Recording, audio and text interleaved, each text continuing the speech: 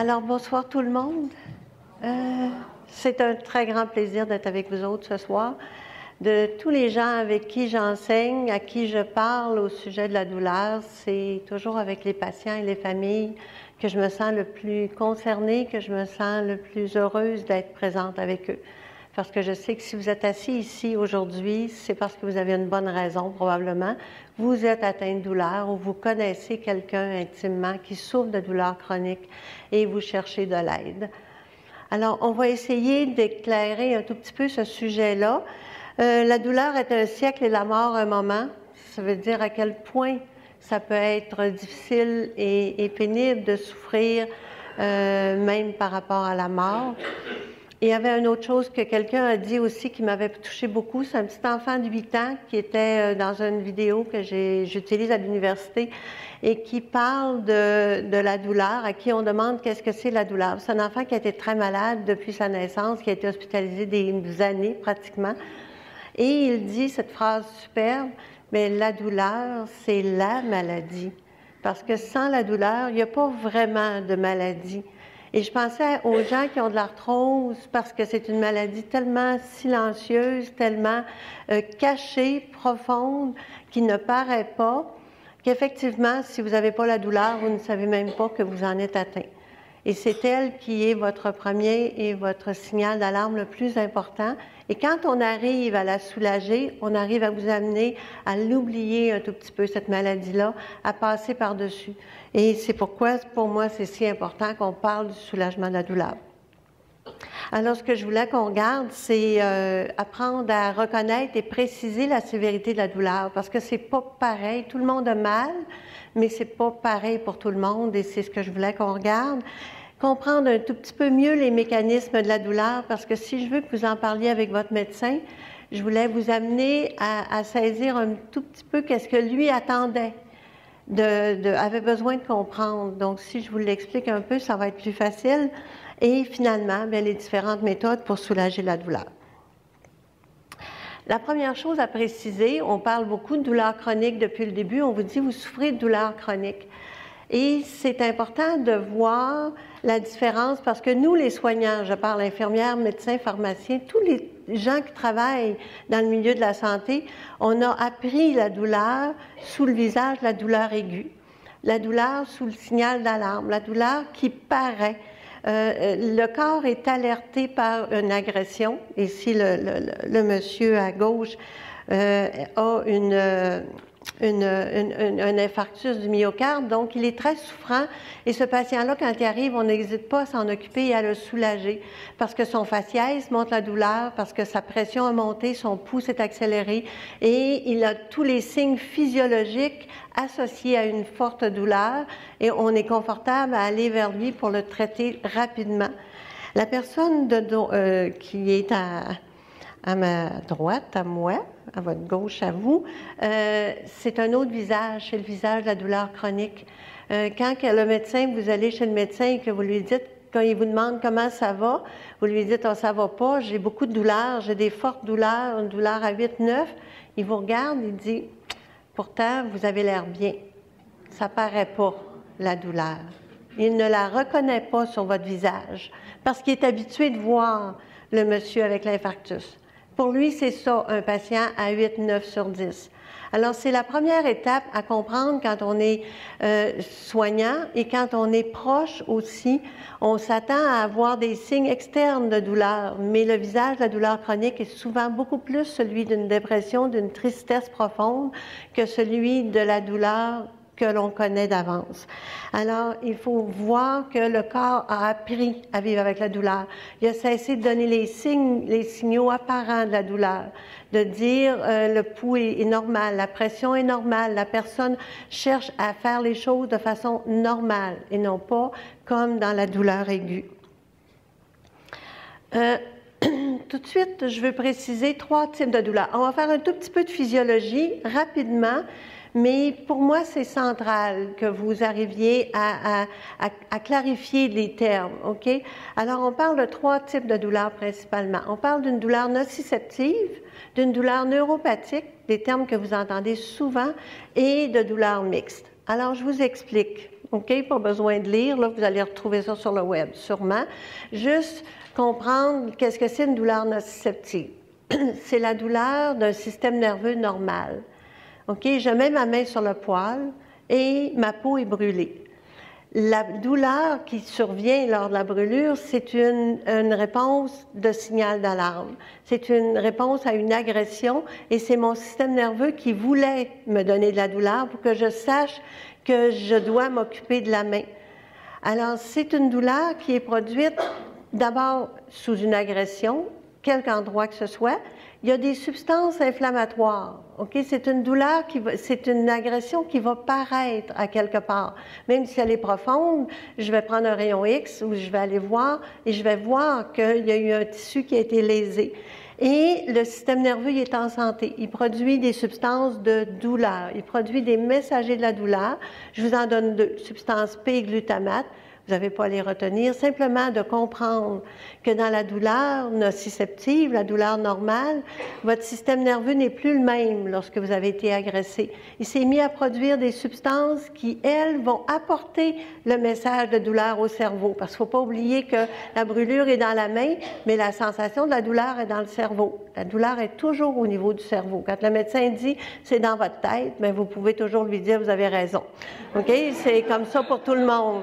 Parce que si j'enlève la tête de quelqu'un, il n'y a plus mal. On le sait quand ils nous opèrent. Ils nous enlèvent notre tête, ils font ce qu'ils veulent. Alors, c'est vraiment le message pour qu'ils partent de la main et se rendent au cerveau, mais j'ai besoin d'avoir des messagers. C'est une course à relais. J'ai besoin que ça parte de la main et c'est le système nerveux qui va relayer cette information-là et je vais vous faire un tout petit peu le chemin tout à l'heure. La douleur neuropathique, elle est différente. La douleur neuropathique, c'est mon système nerveux lui-même qui est blessé. C'est pas une agression externe. C'est le nerf qui est agressé, qui est blessé d'une certaine façon. Et ça devient un nerf qui est menteur. C'est un nerf qui vous donne des faux messages. Alors, il va vous dire, ta main est brûlée, occupe-toi-en. Mais quand on la regarde, la main, il n'y en a pas de brûlure. C'est que c'est le nerf qui nourrit la main, qui lui donne ces informations, qui est lui-même blessé et il s'est mis à mal fonctionner. C'est important de différencier des deux sources de douleur-là parce qu'elles ne se traitent pas de la même manière, parce que les médicaments sont différents, parce que ça demande des approches différentes. Et parfois, malheureusement, on a les deux types de douleurs chez la même personne. On va appeler ça des douleurs mixtes. J'ai une composante nociceptive avec un os qui est brisé. J'ai une composante neuropathique avec un nerf qui a été lésé. Et à ce moment-là, je vais avoir besoin de plusieurs médicaments pour la personne. Alors ici, je vous montre le trajet de la douleur, OK? Alors, une douleur nociceptive. Alors, j'ai ma main brûlée, j'ai le nerf qui part de la main et qui apporte des messages. Donc, il a fabriqué lui-même ici dans la main la substance P et il va l'apporter jusqu'au cerveau où l'information douloureuse est perçue, elle est reconnue, où je sais que j'ai mal.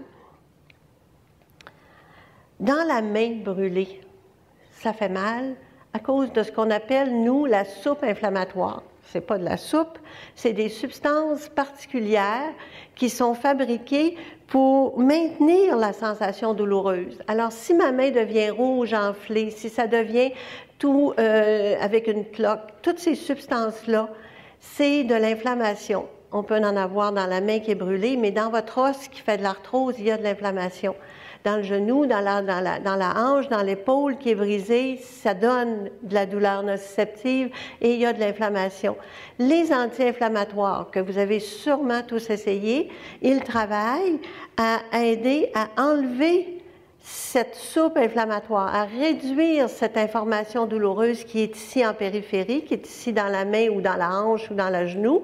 Et de fait même, l'information douloureuse va moins circuler, va aller moins rapidement, le nerf va être moins irrité, moins agacé et ça va faire moins mal. C'est comme ça que ces médicaments-là travaillent. Donc, encore une fois, l'information est en relais.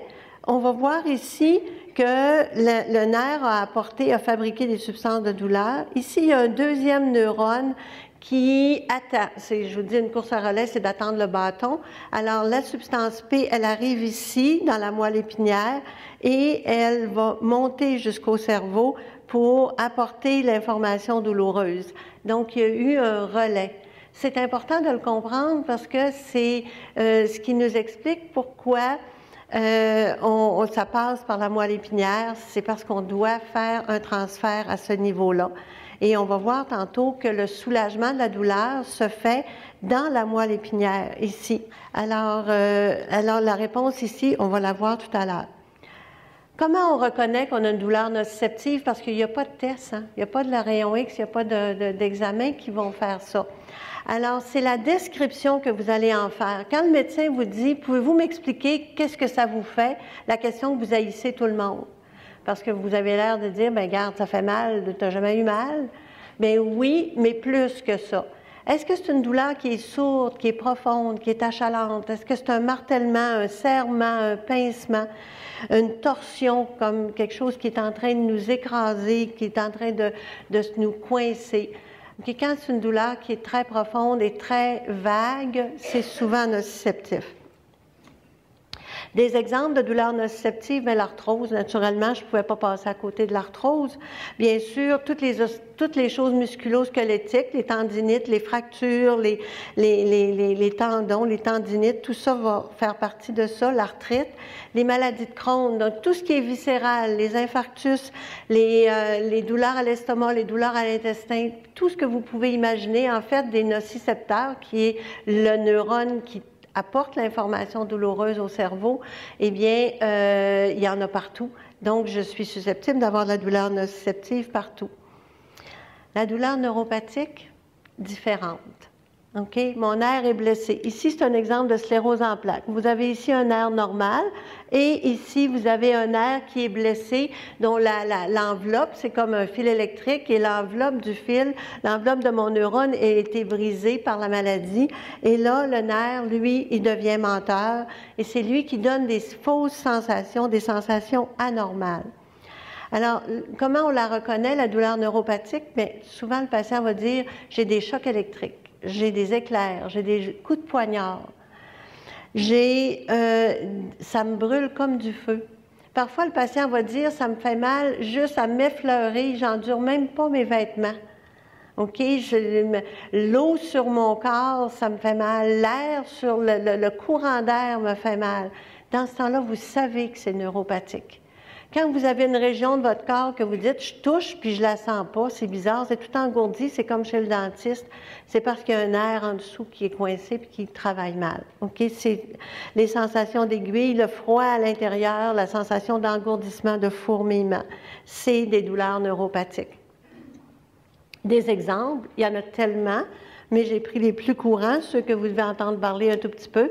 Alors ici, la douleur du tunnel carpien, tous ceux qui ont mal dans la main parce qu'on a travaillé trop avec la souris d'ordinateur ou comme une couturière ou comme quelqu'un qui fait un travail manuel avec les mains de façon constante, on développe ce qu'on appelle un tunnel carpien, c'est-à-dire que le nerf est coincé ici, au niveau du poignet et l'entrée dans la main. Et vous voyez, c'est la moitié de la main qui a des sensations bizarres, des sensations douloureuses, des sensations difficiles, différentes. Dans les patients diabétiques, chez les patients qui ont la sclérose en plaques, des patients qui ont de l'arthrose sévère, on va le revoir tout à l'heure, et les patients qui ont des hernies discales, ce sont tous des gens qui ont très, très, très souvent, la plupart du temps, des douleurs neuropathiques. Je vais vous parler du zona. Pourquoi je prends du temps pour le zona? Parce que c'est une maladie on doit s'occuper très rapidement. Je vous explique, et c'est une maladie qui est très, très fréquente, surtout quand on avance en âge. Alors, c'est important de le comprendre et d'agir rapidement sur le zona. Pour ceux qui ne le sauraient pas, le zona vient d'un virus, le virus de la varicelle que j'ai eu quand j'étais toute petite. Quand j'étais petite, j'ai eu la varicelle, on l'a presque tout eu, les gens de mon âge en tout cas, et le virus, il s'est endormi ici, dans la corne postérieure de la moelle épinière, OK, ou tout près, dans un ganglion qui est situé là. Il n'est pas mort, il s'est tout simplement engourdi, endormi. Et arrive une maladie, arrive un choc émotif important, arrive tout simplement un grand âge. Et le virus, le système immunitaire n'est pas capable de le garder tranquille. Et vous voyez qu'est-ce qui se passe? Il va se réveiller et lui, il est situé dans le système nerveux. Alors, vous voyez les petits Pac-Man ici, là? Bien, il monte tout le long du nerf et il l'attaque. Il le détériore. Et c'est ce virus-là qui va, en s'en allant à la peau, parce que lui, il veut se remanifester, le virus, alors il détruit le nerf de façon progressive pour donner des petits boutons, comme vous avez ici à gauche. OK? 3 petits boutons, 4 petits boutons. Ça fait 2 jours, 3 jours que vous avez de la douleur, ça vous brûle, ça fait mal, c'est épouvantable, mais il n'y a rien. Et vous vous levez un matin, puis il y a 3, 4 boutons. Cette journée-là, il faut voir le médecin. Même s'il faut aller à l'urgence, même s'il faut s'apporter un livre puis attendre 8 heures, il faut aller voir le médecin parce que si vous ne faites rien, vous allez peut-être vous retrouver avec une lésion très, très, très sévère. Mais surtout, quand la lésion va être guérie, que la peau va être belle, le nerf qui a servi à faire remonter le virus, lui, il a été grugé, il a été détruit. Et cette douleur-là, vous allez connaître peut-être des gens qui ont eu le zona il y a 10 ans et qui ont mal encore aujourd'hui dans la région où ils ont eu un zona. C'est parce que c'est le nerf sous-jacent qui, lui, est blessé et qui continue d'envoyer des faux messages. Alors, pourquoi je vous en parle tout le temps et j'en parle avec tout le monde? C'est pour vous dire de grâce, agissez. Parce que si on agit ici au petit bouton, on vous donne un antiviral, on vous donne des médicaments contre la douleur et ça se calme, ça rentre dans l'ordre et il n'y a pas de détérioration. Le nerf va guérir tout simplement et il n'y aura pas de séquelles, il n'y aura pas de problème pendant des mois ou des années, même des années et des années avec le virus du zona. Donc, la douleur nociceptive, douleur mixte, c'est les deux douleurs en même temps. Et c'est ce qu'on retrouve souvent avec l'arthrose. Je vous parle un tout petit peu plus de l'arthrose parce que c'est notre sujet principal. Alors, vous avez ici, dans l'arthrose, un genou qui est normal. Donc, il n'y a aucune lésion.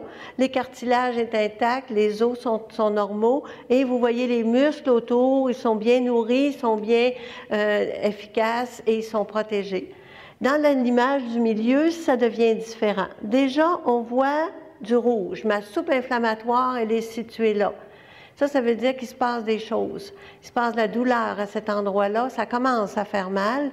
Et tranquillement, le cartilage commence à s'éroder. Ça commence à devenir moins épais, moins efficace. Vous voyez ici. Et l'os, par contre, est encore intact. À ce stade-ci, on peut avoir de la douleur, c'est la douleur de l'inflammation, et très souvent, on a des limitations qui commencent à s'installer. Et on doit déjà commencer à se préoccuper et de la douleur et du traitement pour les os. Mais ici, vous voyez, ce patient-là, l'inflammation est majeure, les os sont vraiment détériorés, complètement usés, le cartilage est disparu, ce qui signifie que cette personne-là va devoir avoir une plastie, probablement un remplacement de son genou, un remplacement de sa hanche, un remplacement de l'épaule, si c'est à l'épaule, mais il va devoir y avoir une chirurgie pour aider la personne parce que tout ça ne fonctionne plus. Ça fait mal. OK? Ça fait très mal à ce niveau-là. Vous voyez ici la douleur neuropathique chez le patient qui fait de l'arthrose. Lorsque l'arthrose se situe dans la colonne vertébrale, on va parler souvent de l'arthrose multi-étagée, c'est-à-dire qu'il y a plusieurs vertèbres qui sont affectées par des lésions osseuses qu'on voit très bien. Et vous voyez en jaune ici les nerfs qui sortent de la moelle épinière, qui sortent de la colonne. Et il y en a un ici qui a eu la malheureuse idée d'être coincé par le disque à l'intérieur entre les deux vertèbres et lui, il fait mal. Alors, on a en ce moment chez cette personne-là les deux sortes de douleurs. Et ça va lui demander un traitement beaucoup plus élaboré que lorsqu'elle avait simplement une douleur osseuse ou articulaire ou inflammatoire. Alors, vrai ou faux, la douleur chronique, on devrait apprendre à l'endurer, apprendre à vivre avec, attendre le plus longtemps possible avant de prendre des médicaments. Qu'est-ce que vous en pensez? Est-ce qu'il faut attendre que ce soit vraiment usé pour prendre des médicaments? Non, hein? On va voir pourquoi. D'abord et avant tout parce qu'on est né pour être bien. Le corps n'aime pas la douleur. Le corps a accepté d'avoir de la douleur parce qu'on en avait besoin comme signal d'alarme. C'était notre protection pour nous sauver, finalement. Quelqu'un qui n'a pas de douleur va mourir très jeune parce qu'il ne se protégera pas, puis il ne se soignera pas. Mais rapidement, le corps a mis en place de merveilleuses endorphines, de merveilleuses substances qui ont été produites pour arrêter le message de douleur. Je vous ai dit, la douleur, elle vient de substances qui sont fabriquées pour apporter le message de douleur. Alors, quand on est parti de la main et que la main était brûlée, on est rentré dans la moelle épinière. Vous voyez le relais, on a eu le message au cerveau, mais vous voyez en vert ici, il y a un système descendant qui vient apporter des antidouleurs, qui vient apporter des substances, il y en a plusieurs, qui viennent bloquer le message de la douleur. Alors, si j'ai mis ma main sur le poêle en sortant la tarte du four ou en prenant un chaudron trop chaud, ma main est un peu brûlée, je la mets en dessous de l'eau froide, ça prend quelques minutes, et après 10 minutes, 15 minutes, je vois bien que j'ai encore une brûlure, mais ça ne me fait plus mal. Si ça ne me fait plus mal, la raison, elle est très simple, c'est qu'il est arrivé des substances du cerveau qui sont venues la bloquer, cette douleur-là. Alors, on regarde ici, c'est ce qui se passe dans ma corne postérieure de la moelle épinière. Vous voyez les billes noires, c'est ma substance P qui monte au cerveau. Et maintenant, j'ai mis ce que j'appelle des endorphines qui sont arrivées de mon cerveau et qui sont venues arrêter le message de la substance P, donc je n'ai plus mal. C'est arrêté avant d'arriver au cerveau. On fabrique des endorphines tout le temps. OK? C'est vraiment des substances merveilleuses dont on a besoin. C'est ce qui fait qu'on est capable de fonctionner au quotidien. Comment on fait pour en fabriquer de plus en plus? Eh bien, la première chose, la douleur va nous faire des endorphines, mais aussi tout ce qui est agréable, tout ce qui nous fait plaisir. Faire de l'exercice va éventuellement nous donner des endorphines. De regarder un beau film, de rire, de se distraire, d'avoir un bon massage, ça fait monter nos endorphines. Je lisais dans un livre sur la physiologie du cerveau de l'enfant, l'exemple que la personne donnait pour la fabrication des endorphines. Elle disait, vous êtes avec votre enfant ou votre petit-enfant et il joue tranquillement, puis il est bien calme, puis tout à coup, spontanément, il se lève puis il se jette dans vos bras. Mais qu'est-ce qui s'est passé? Pourquoi il a fait ça?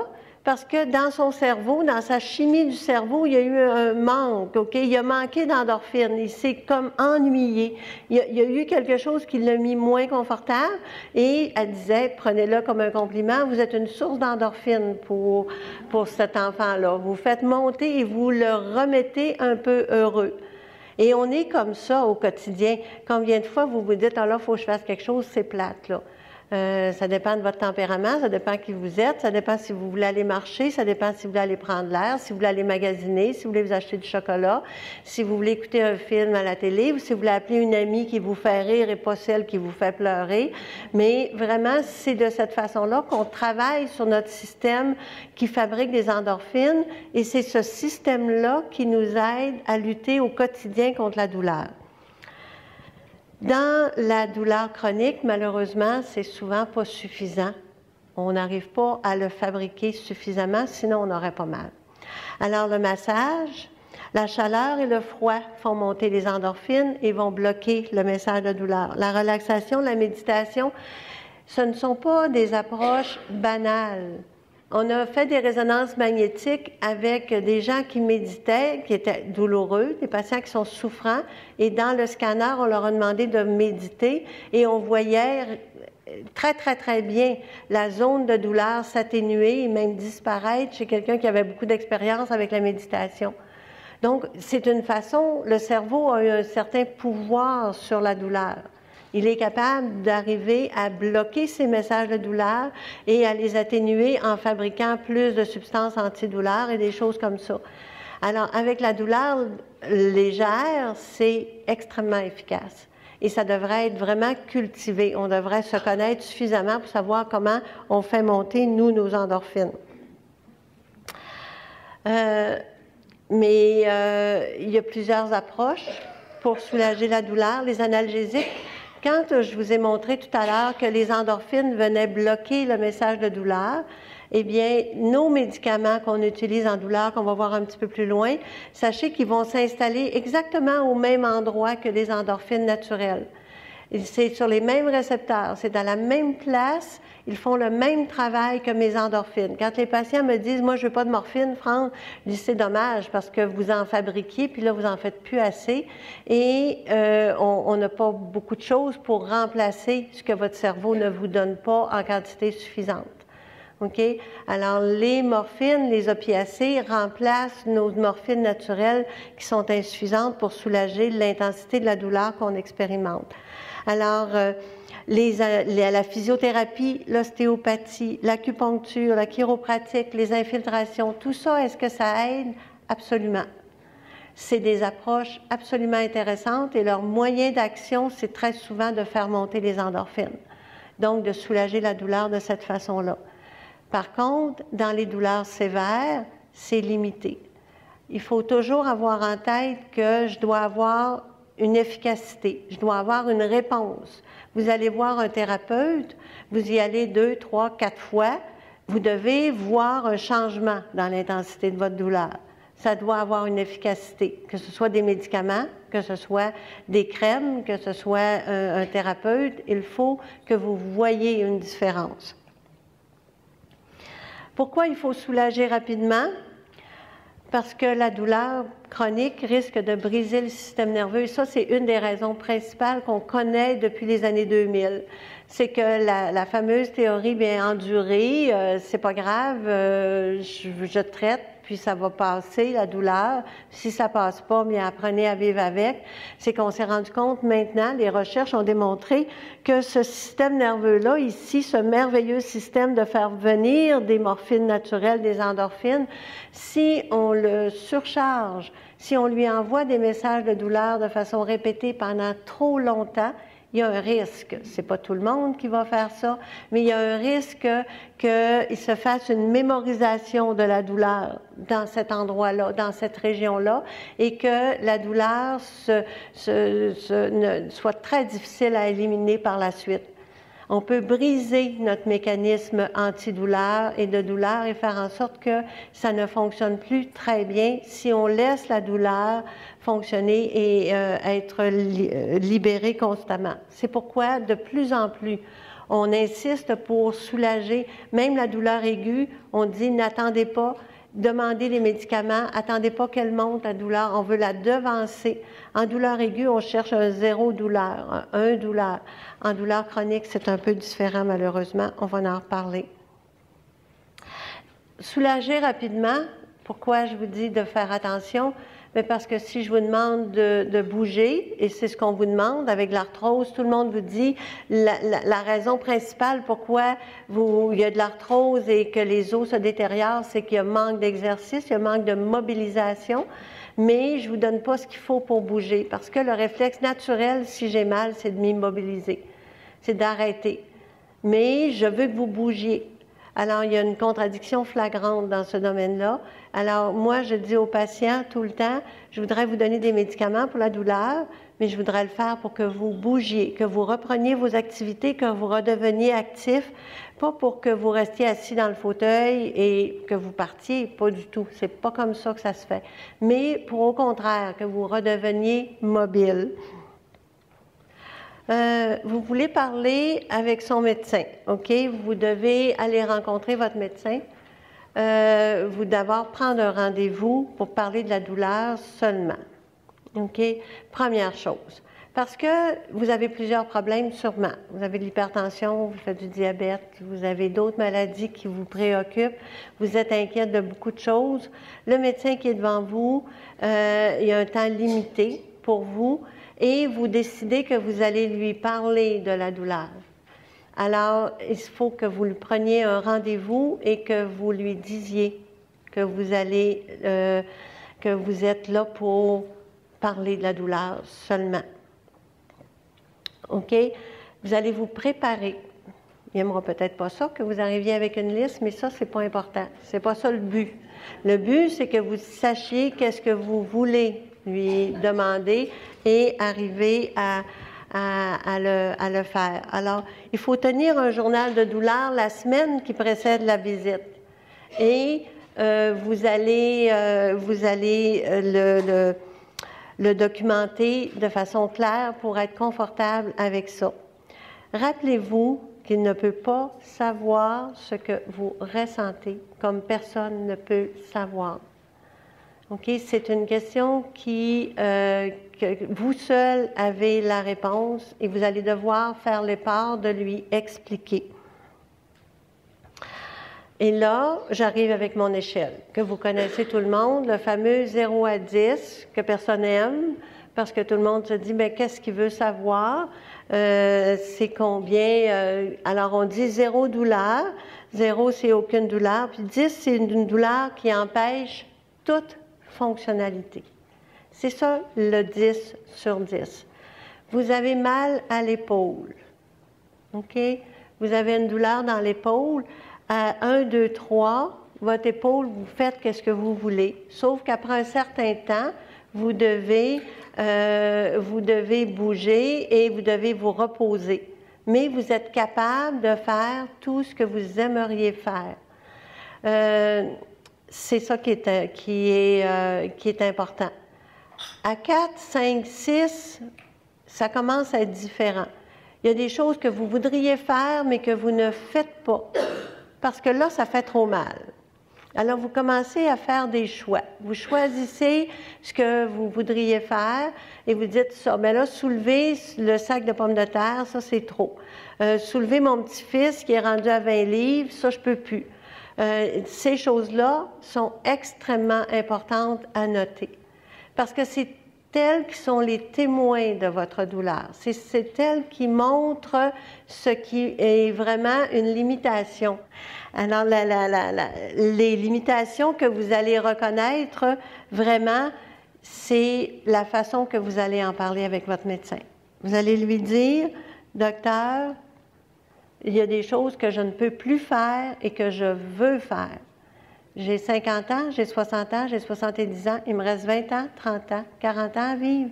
J'aimerais ça, faire des choses que j'aime. » Alors, vous allez écrire, est-ce que la douleur est constante ou varie-t-elle beaucoup en intensité? C'est important. Parce qu'une douleur qui dure 24 heures sur 24, elle va vous demander un traitement sur 24 heures. Et vous allez devoir le prendre de façon régulière à tous les jours pour 24 heures. Alors que si la douleur, elle est confortable si vous ne bougez pas, mais si vous bougez, là, ça devient achalant vraiment. Ou encore, si le matin, c'est correct, l'après-midi, c'est moins bien, mais le soir, c'est insupportable, il faut le savoir.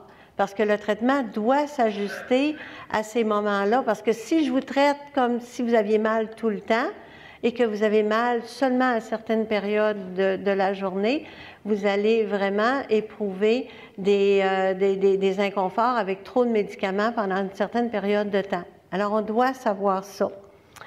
Vous devez décortiquer votre journée. Comment sont les nuits? Vous vous réveillez combien de fois par nuit? La douleur, elle vous garde réveillé combien de temps? Qu'est-ce que vous faites pour aller vous soulager? Et si vous ne dormez pas, vous savez que ce qui vous attend, c'est la fatigue chronique, c'est l'épuisement, c'est la dépression, parce que le sommeil, on ne peut pas toucher beaucoup au sommeil. Le sommeil, c'est vraiment une façon de se recharger, de refaire nos batteries. Alors, on a besoin d'aller chercher un sommeil réparateur.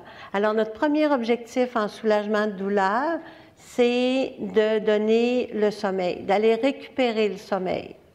Lorsque mon patient dort, je sais que j'ai déjà fait un grand pas sur le soulagement de sa douleur et que par la suite, ça va prendre un petit peu plus de temps. Il faut savoir qu'en douleur chronique, le soulagement de la douleur, on y va progressivement et très lentement. Parce que c'est un travail de moine, c'est un travail de longue haleine. On y va pour plusieurs semaines parce que ça fait longtemps que ça fait mal. Alors, c'est pas nouveau, c'est pas une nouvelle problématique. Mais notre premier objectif, faire dormir le patient. Vous procurez un sommeil réparateur. Ensuite, vous permettre de vous reposer. Si la douleur, elle est très présente et que vous n'êtes même plus capable d'être assise ou de jouer une partie de cartes ou sans vous mobiliser, vous avez de la douleur de façon constante, eh bien, c'est une douleur qui appelle un soulagement beaucoup plus rapidement et beaucoup plus important. Parce que normalement, surtout avec l'arthrose, on espère qu'au repos, ça fait pas mal. Et arrive la douleur à la mobilisation qui va être la plus difficile à soulager. Comment ça se passe? Comment vous pouvez vous déplacer?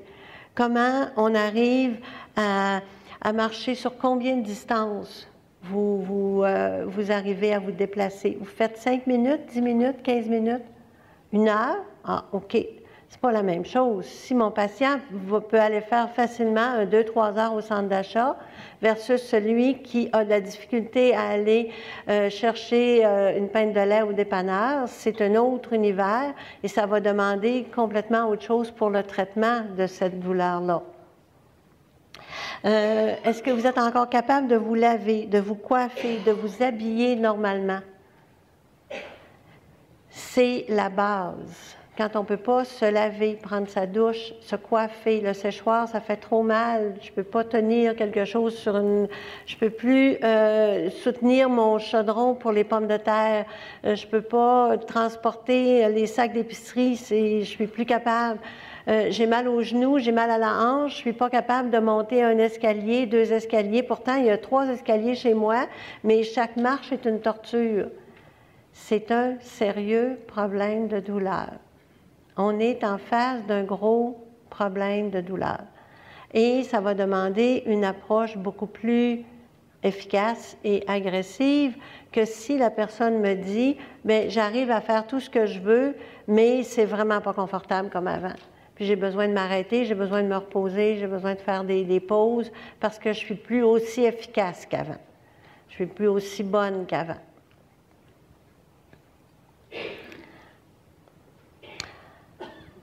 Quels travaux ne pouvez-vous plus faire? Vous situez, si vous ne travaillez plus, puis que vous avez 45 ans, 50 ans, puis la retraite est encore très loin, votre douleur est un sérieux problème. Et elle doit être soulagée rapidement. Les problèmes d'humeur, les problèmes de dépression, est-ce que ça vient avec la douleur, selon vous? Est-ce que ça va ensemble? Tout à fait. Pourquoi? Parce que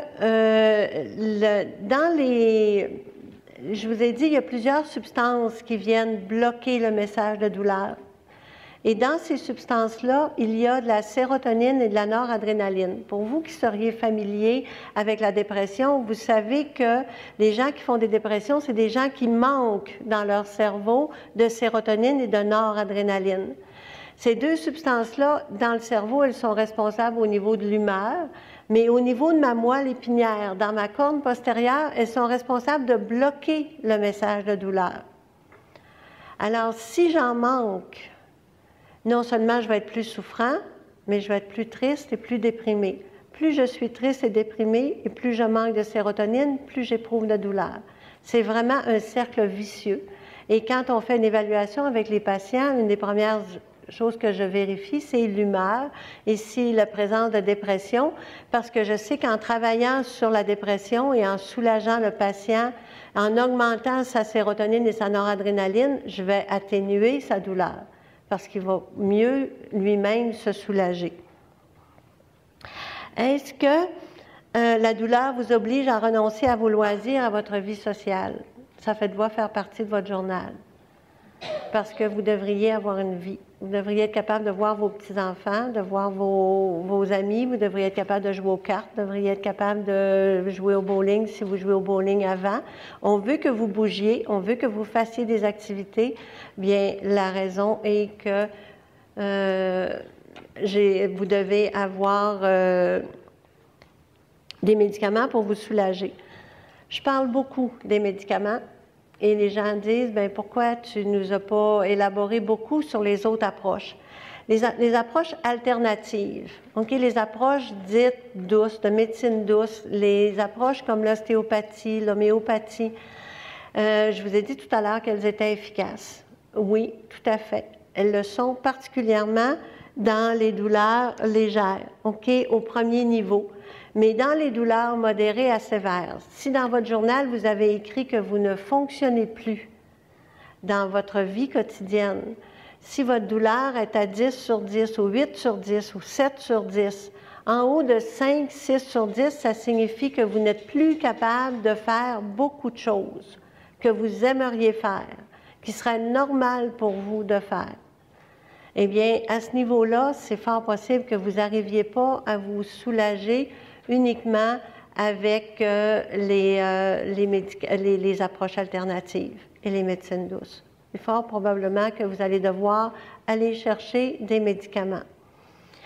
Les médicaments qui sont sur le marché, ils sont de plus en plus efficaces, sont de plus en mieux connus, mieux en mieux utilisés. On arrive à de très bons résultats. Au début, une douleur légère, alors j'ai un non-opioïde. OK? Un non-opioïde, ça veut dire que c'est du Tylenol, c'est de l'Advil, on va les voir tout à l'heure. C'est ce qui est sur le comptoir, c'est ce qui est facilement accessible, ce que vous n'avez pas besoin de prescription. Et c'est ce qui vous a probablement, tout le monde, vous avez déjà essayé. C'est une douleur entre 1 et 3, pas 0, mais 1 et 3 et 1 et 4. On va aller dans ces médicaments-là. Ici, c'est l'échelle de l'OMS, l'Organisation mondiale de la santé. Elle a recommandé aux médecins de procéder de cette façon-là pour soulager la douleur chronique. Alors, elle leur a dit, si votre patient est fonctionnel, donc il peut faire à peu près tout ce qu'il veut, mais il y a des épisodes de douleur, vous devez commencer avec le niveau 1. Ensuite, vous irez dans la douleur modérée à d'autres médicaments, d'autres molécules qui vont être plus performantes, qui vont être plus efficaces pour les soulager, mais c'est des patients qui expérimentent des douleurs qui sont plus limitatives. Et finalement, dans la douleur sévère, on va prendre des opioïdes, on va prendre des médicaments beaucoup plus puissants. On vous donne un médicament, vous prenez une thérapie, quelle qu'elle soit, c'est que le journal de douleur que vous avez écrit en premier, bien, il faut le réécrire. Il faut aller le rechercher pour voir si ça a fait une différence. L'échelle de 0 à 10, elle vous sert 2 fois. Elle sert à dire la perception que vous avez de votre douleur, la sensation de la douleur. J'ai ma petite fille qui a 9 ans, avec qui je vais magasiner des jeans, d'accord? Puis c'est assez long parce qu'elle est assez difficile. Et là, on est à la 6e paire. Puis là, je dis vraiment, elles sont magnifiques, elles sont très belles, tu devrais les prendre. Et là, elle me regarde, elle m'a dit, ben non, c'est un 6 sur 10, grand-maman. Des jeans, il faut au moins que ce soit 8. J'ai dit, qu'est-ce que tu me dis? Elle dit, 10 sur 10, c'est des leggings. Elle dit, 8, 9, on peut tolérer les jeans. Mais elle disait 5, 6, je ne les mettrai pas. Et là, j'ai compris qu'elle me donnait la sensation que moi, j'ai aucune idée. Moi, je les trouve belles, les jeans. Exactement comme votre médecin, il trouve que vous avez l'air bien. OK, mais vous venez lui dire, j'ai l'air bien, mais dans mon corps, ça ne marche pas. Comme elle me dit, mes jeans, je ne suis pas bien dedans. Mais vous, c'est dans la sensation de votre corps que lui connaîtra jamais. Donc, vous cherchez un terrain neutre. Et l'échelle de 0 à 10, elle sert tout le temps. Elle sert quand vous allez au cinéma puis vous dites, as-tu aimé le film? Oui, bien sur 10, bien 8. OK, bien moi, c'est 5. Donc, vous voyez tout de suite que les deux personnes n'aiment pas ça de la même manière. Donc, c'est un terrain neutre, l'échelle. Mais elle va vous servir surtout, et si vous prenez la peine de l'écrire dans votre cahier, lorsque vous allez essayer de vous rappeler comment vous vous sentiez. Alors, vous prenez un médicament et 2 heures après, vous allez voir, et là, on vous demande sur une échelle de 0 à 10, c'est à combien? Puis là, vous aviez écrit 8, puis là, elle est rendue à 5. Donc, il y a une efficacité. Mais à 5, est-ce que vous faites vraiment tout ce que vous voulez faire? Peut-être pas. Peut-être que ce n'est pas suffisant. Si vous me dites 2, 3, je vais vous dire, tu as trouvé la bonne molécule. Si vous me dites, ben oui, c'est efficace, mais passer de 8 à 6 ou de 8 à 5, ce n'est pas une grande efficacité, ce n'est pas un grand bénéfice. Alors, il faut y penser, est-ce que c'est suffisant? Et ça, c'est avec l'échelle que vous allez le savoir, que vous allez vous reprendre dans ça. Donc, de prendre régulièrement et de vérifier si ça fonctionne. Moi, ça me désole tellement de voir dans les centres de soins longue durée des personnes âgées qui sont au Tylenol pendant des années et des années sans que personne vérifie est-ce que ça change quelque chose. Est-ce qu'ils sont moins souffrantes avec ça ou s'ils sont pareils? Et parfois, on a l'impression que c'est juste le fait de donner la pilule qui fait un effet un petit peu, mais que fondamentalement, ça n'a rien changé. Lors de votre visite chez le médecin, bien, ayez des attentes réalistes. Je suis certaine que je n'ai pas besoin de vous dire ça à vous qui êtes assis ici, que c'est rare en douleur chronique, non cancéreuse ou cancéreuse, qu'on arrive à baisser la douleur à 0. On y essaie rarement. Souvent, on est très heureux d'avoir un 30%. Alors, vous êtes à 8 et vous tombez à 5. Déjà, on voit une nette amélioration. Vous êtes à 7, vous baissez en bas de 5, vous êtes rendu à 3, 4, donc vous reprenez une fonctionnalité. Ça devient très intéressant pour vous. Donc, vous n'arriverez probablement pas à 0, mais vous allez reprendre des capacités. C'est ça qui est l'objectif. Vous allez peut-être devoir essayer plusieurs molécules.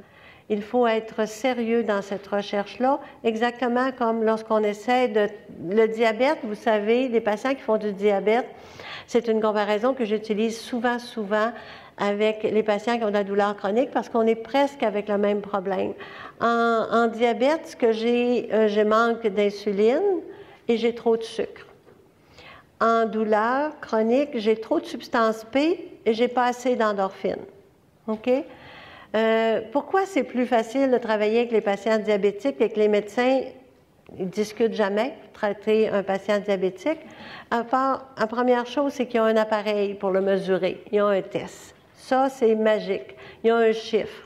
Ils savent où ils s'en vont, ils l'ont vu sur une machine. C'est comme s'il y avait eu un rayon X, c'est comme s'il y avait une prise de sang. Là, il y a un glucomètre qui leur dit tant de sucre et ils ont une belle charte faite par une compagnie pharmaceutique qui leur a dit quand ton patient a tant de sucre, tu donnes tant d'insuline et ça marche.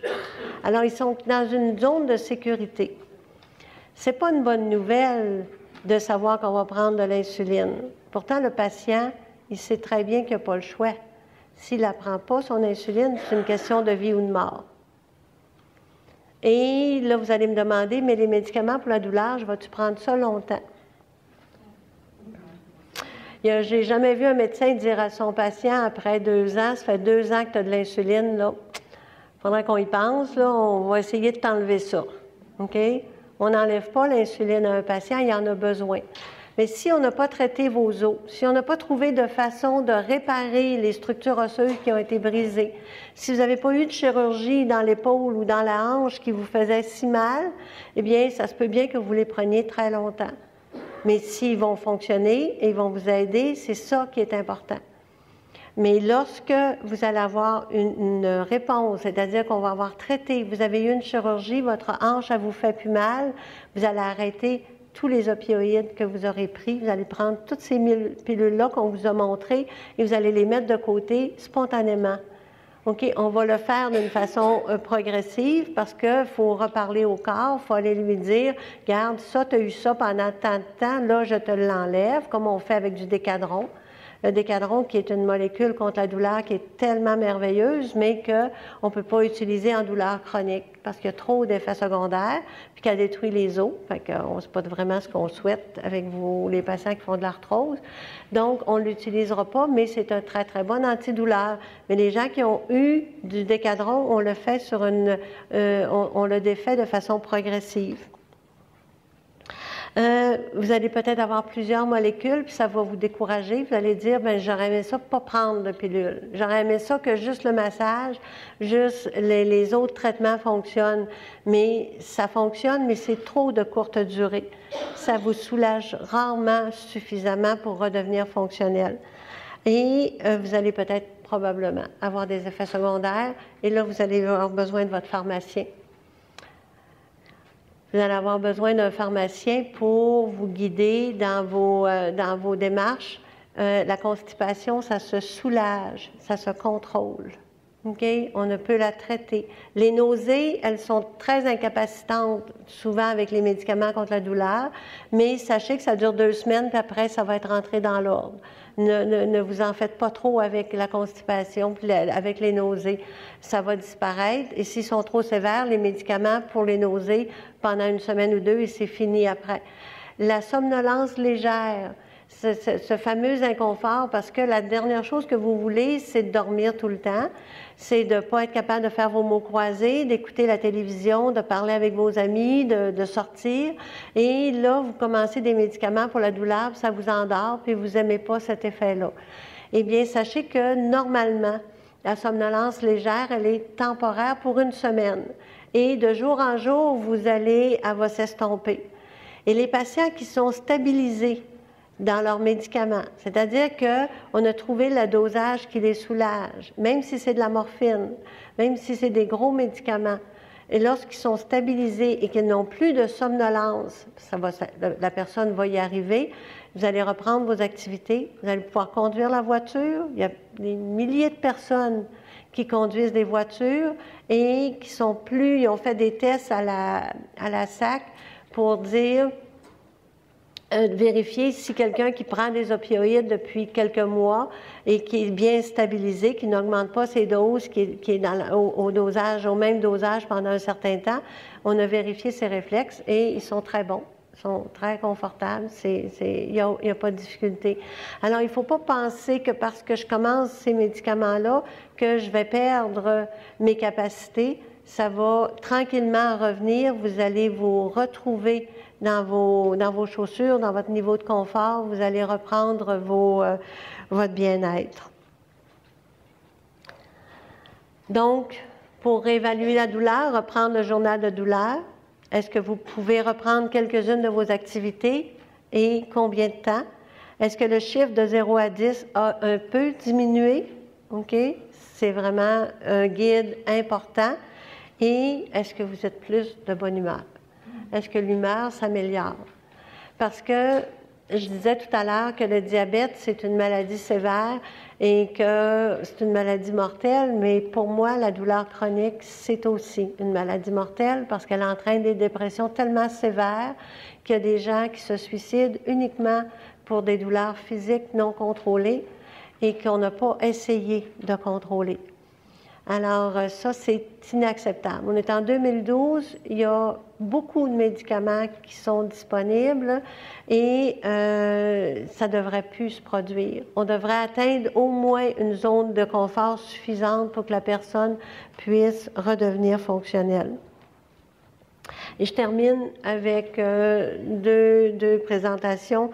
Ici, c'est une dame dans un centre de soins longue durée. Cette photo, elle me vient d'une infirmière qui travaillait dans un centre de soins longue durée et elle voulait organiser une recherche sur le soulagement de la douleur des personnes âgées. Et elle a eu l'idée de prendre des photos pour voir le visage et reconnaître les signes de douleur chez les personnes. Parce qu'on le sait très bien que si on vit constamment avec quelqu'un, on finit par ne plus voir les signes, on trouve normal son apparence. Alors, vous voyez ici cette dame qui était classée comme une personne qui avait besoin d'énormément de soins parce qu'elle était très difficile, elle gémissait constamment, on pouvait à peine la toucher. Son front plissé, ses yeux mi-clos, le sourcil froncé, un regard qui était suppliant, les mordillements de la lèvre inférieure, des dents serrées, la mâchoire contractée. Donc, le visage de cette dame-là qui souffrait d'arthrose. Elle n'avait pas de cancer. C'était pas une dame en cancer terminal. C'est une dame qui souffrait d'arthrose sévère et d'ostéoporose sévère. Et on la voit ainsi et on a commencé un traitement contre la douleur chez cette dame. On a donné de la morphine à petite dose au début jusqu'à la stabiliser à une dose normale, que je vous dirais 30 mg matin et soir de morphine. Pour nous, en douleur chronique, c'est vraiment des très petites doses. Mais cette dame-là, on lui a redonné sa vie. On a regardé son visage, regardé le front, la mâchoire, les yeux qui sont grands ouverts, la bouche qui est souriante. C'est exactement la même dame. Elle va aux activités. Elle peut maintenant sortir, elle peut aller à la fête de Noël, elle peut recevoir ses enfants, elle peut voir ses petits-enfants. Elle accepte qu'on la touche, elle va dans le bain tourbillon. Elle n'est plus en état de douleur sévère. OK? Alors, moi, c'est là mon message, c'est de vous dire, ça ne veut pas dire que vous pouvez partir puis demain matin, vous allez tous être à la morphine. Ce que je veux dire, c'est que je pense qu'il y a des médicaments qui sont actuellement disponibles et que vous devriez en parler et chercher. Et ça se pourrait que vous ayez des difficultés, qu'il y ait un médecin qui est moins réceptif ou moins... parce que les médecins, c'est des êtres humains, ils sont comme nous. Ils ont des domaines dans lesquels ils sont plus documentés, pour lesquels c'est plus facile, qui se sont spécialisés. Il y en a d'autres avec lesquels ils sont moins. Si votre médecin est moins confortable en douleur chronique, il peut vous le dire. Il peut dire que lui, il ne prescrit pas au-delà d'une certaine molécule et que son cas, votre cas le dépasse, mais il y a une responsabilité de vous aider à trouver de l'aide avec d'autres professionnels qui pourraient être appelés à vous aider dans ce domaine-là, en particulier votre douleur. Alors, c'est terminé. Je vous remercie infiniment de votre belle patience.